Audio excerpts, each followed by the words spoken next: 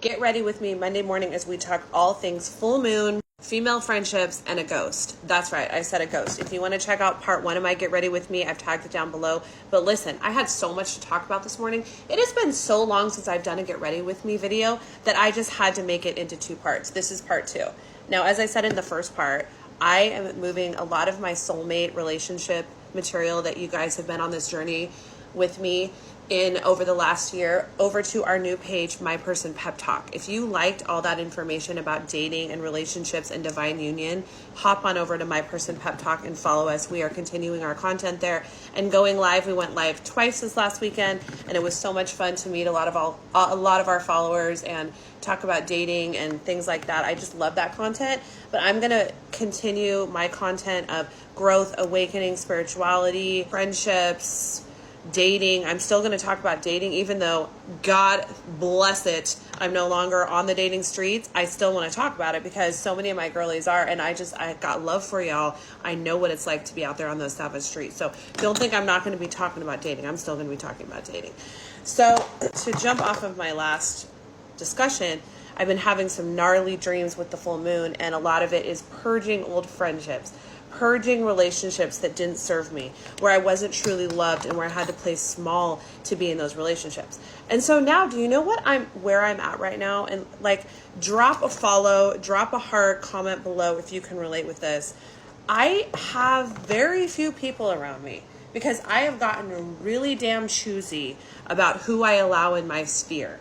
And so I have one best friend who I've had since I was 8. She's the most loyal bestie out there. She came to my wedding. She is the type of friend where we have a sister connection. She's seen all the different parts of me. She's been with me through all my eras. She loves me unconditionally. She always is happy for me. There's not a jealous bone in that girl's body. She's constantly supporting me. She drops everything to support me. Like, she flew out to my wedding. She flew out to my engagement.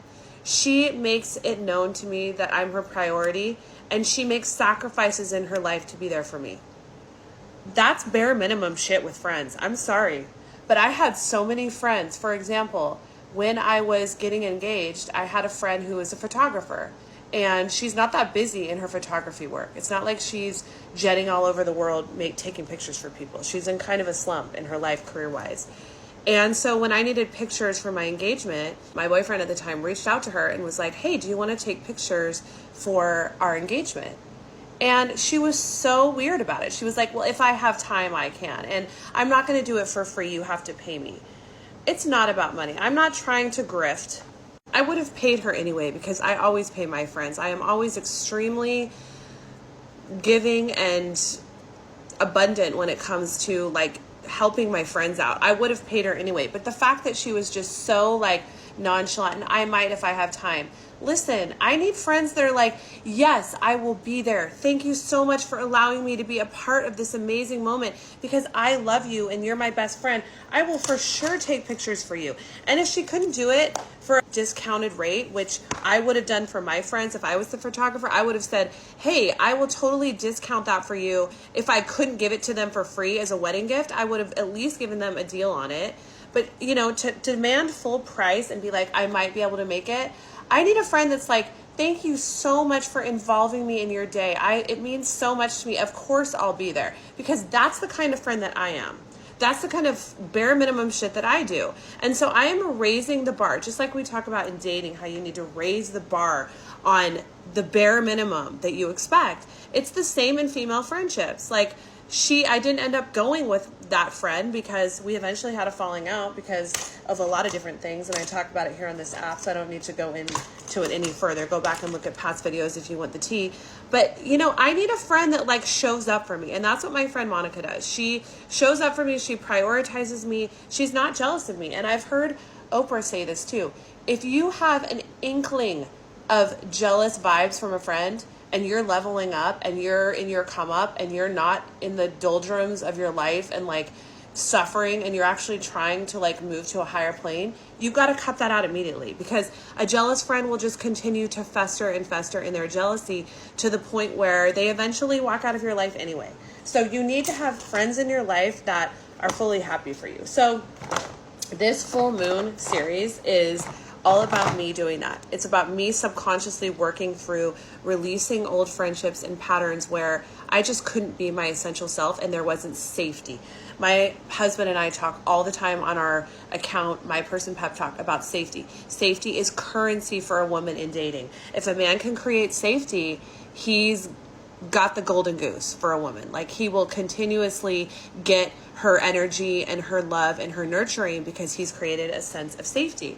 And it's the exact same in friendships, ladies. We need to have friends that make us feel safe, where we feel like our inner child can be safe, where our inner child can express itself, where we don't have to play small. The bar is still high for all relationships in our lives, including the men that we date.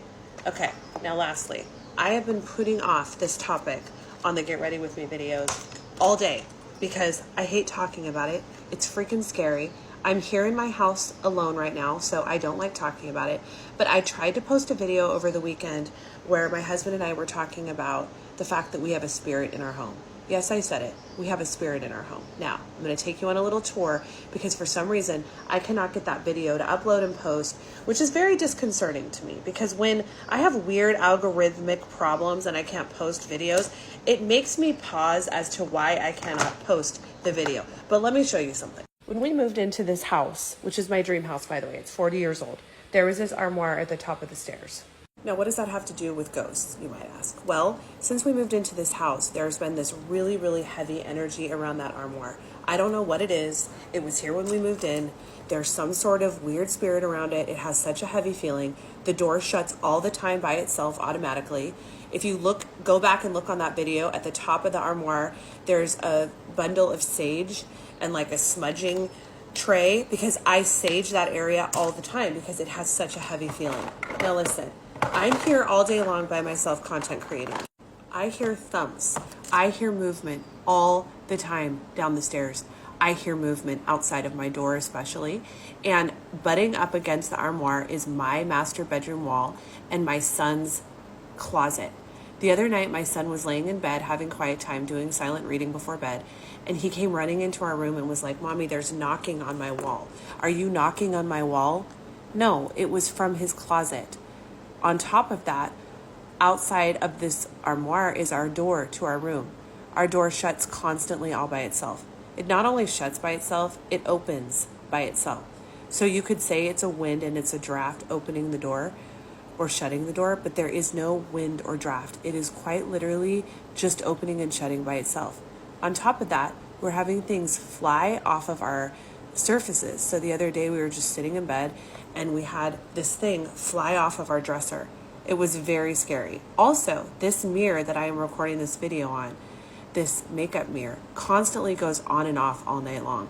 It is a motion activated mirror. Somebody can wave their finger or whatever in front of it and it will turn on and off, and it goes on and off all night long by itself with nobody sitting here and activating it. On top of that, the most scary thing is we've been laying in bed and both my husband and I, right when we're on the precipice of sleep, that's usually when it happens, we will feel sheets tugging and we will feel as if somebody is pulling on our shirts when we're sleeping at night. And then the crux of all scary things happened last night. We were sleeping, we had felt the tugging, we went back to sleep, and we felt something run across our bodies on our bed. There's something about the area in our room where our master bed is that is definitely very heavy energy.